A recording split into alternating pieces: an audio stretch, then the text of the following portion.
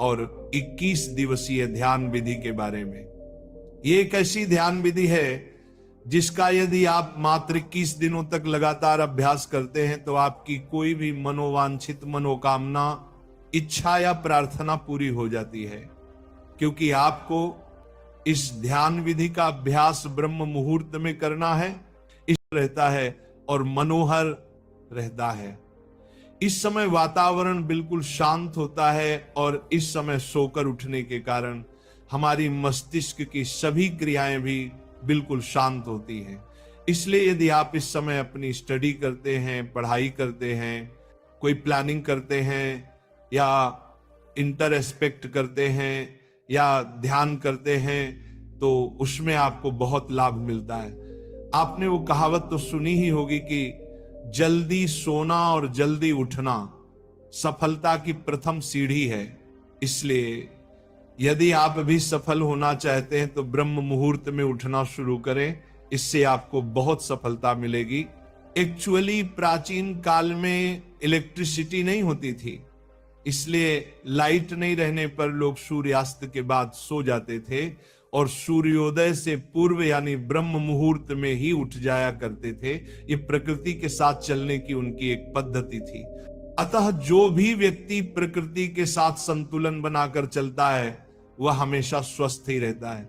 और यह भी देखा गया है कि जो लोग प्रातः काल जल्दी उठते हैं वे बिल्कुल स्वस्थ रहते हैं, और अक्सर वे लोग जो नाइट शिफ्ट में काम करते हैं उनको स्वास्थ्य संबंधी समस्याएं आने लगती हैं। कहने का तात्पर्य यह है कि अगर आप प्रकृति के साथ मेल झोल बनाकर चलते हैं तभी हम स्वस्थ रहते हैं। लेकिन अगर हम प्रकृति के खिलाफ चलना शुरू हो जाए तो हमें शारीरिक रूप और मानसिक रूप से समस्याएं आनी शुरू हो जाती हैं। भक्तों, अब तक आप समझ चुके होंगे कि ब्रह्म मुहूर्त क्या है और इसका महत्व क्या है। अब हम बात करते हैं 21 दिवसीय ध्यान विधि के बारे में। सबको मालूम है कि प्रातः काल का समय ध्यान के लिए सर्वश्रेष्ठ समय होता है।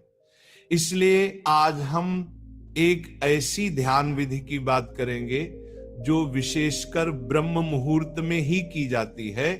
यदि आप इस विधि को निरंतर 21 दिनों तक केवल 10 मिनट की अवधि तक हर रोज इसका अभ्यास करते हैं तो इन 21 दिनों के भीतर ही आपको इस विधि का रिजल्ट मिलने लग जाएगा। ये विधि विशेष रूप से आपकी कोई इच्छा, कोई मनोकामना अथवा आपकी कोई प्रार्थना जिसको आप पूरा करना चाहते हैं उसके लिए है। इससे पहले कि हम इस विधि पर पूरी बात करें, थोड़ी सावधानी रखनी जरूरी है। जैसे कि ऐसे लोग जिनको हृदय से संबंधित कोई कष्ट है, हृदय से संबंधित कोई बीमारी है, या जिनको रक्तचाप की समस्या, ब्लड प्रेशर की समस्या रहती है, वह इस विधि का अभ्यास ना करें। क्योंकि इस विधि के अंदर हमें सांस को रोक कर रखना पड़ता है।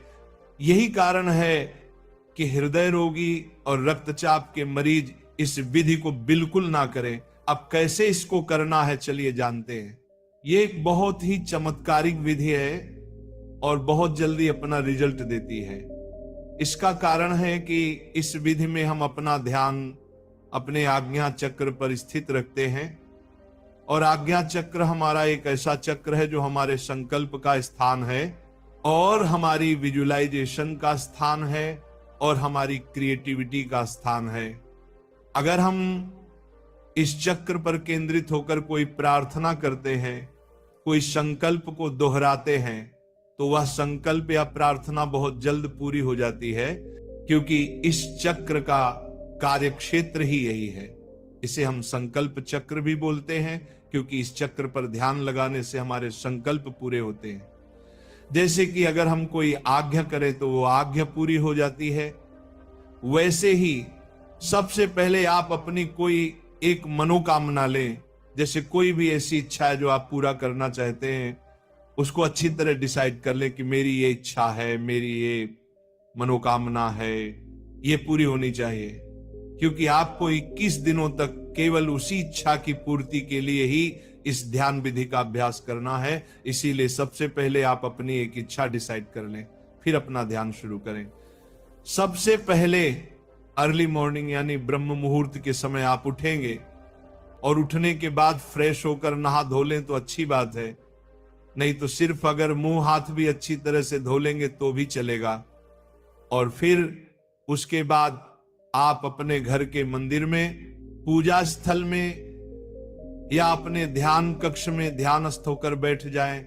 ध्यान रखें कि वो जगह ऐसी हो जहां से बाहर की प्राणवायु भी आपके कमरे के भीतर प्रवेश करती हो, क्योंकि इस विधि को हम प्रातःकाल ब्रह्म मुहूर्त में करते हैं। अतः इस समय आपको शुद्ध प्राणवायु की जरूरत रहेगी, तो ऐसे स्थल पर बैठना है जहां पर खुली हवा आपको अपने रूम में आती रहे। और जब आप ध्यानस्थ होकर बैठें तो कमर सीधी करके और गर्दन सीधी करके दोनों हाथों को घुटनों पर रखकर बैठ जाएं। इसके बाद मुट्ठी बंद कर लें और पहले 2-3 मिनट अपने मन को शांत करें और शरीर को स्थिर करें।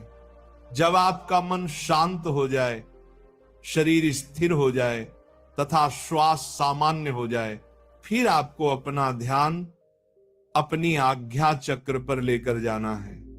आज्ञा चक्र यानी कि दोनों भौहों के बीच में जहां पर हम तिलक लगाते हैं या स्त्रियां बिंदी लगाती हैं, उस स्थान पर आप अपने अवधारणा को, अपनी अटेंशन को लेकर आएंगे और वहीं पर पूरा समय आप अपना ध्यान बनाकर रखेंगे। अब आपको इसी जगह पर लगातार अपने मानसिक नेत्रों से इस स्थान को महसूस करते रहना है। जब आप अपने मानसिक नेत्रों से इस स्थान को महसूस करते रहेंगे तो अपना ध्यान यहां पर बनाए रखेंगे। फिर आप एक लंबी गहरी सांस भरेंगे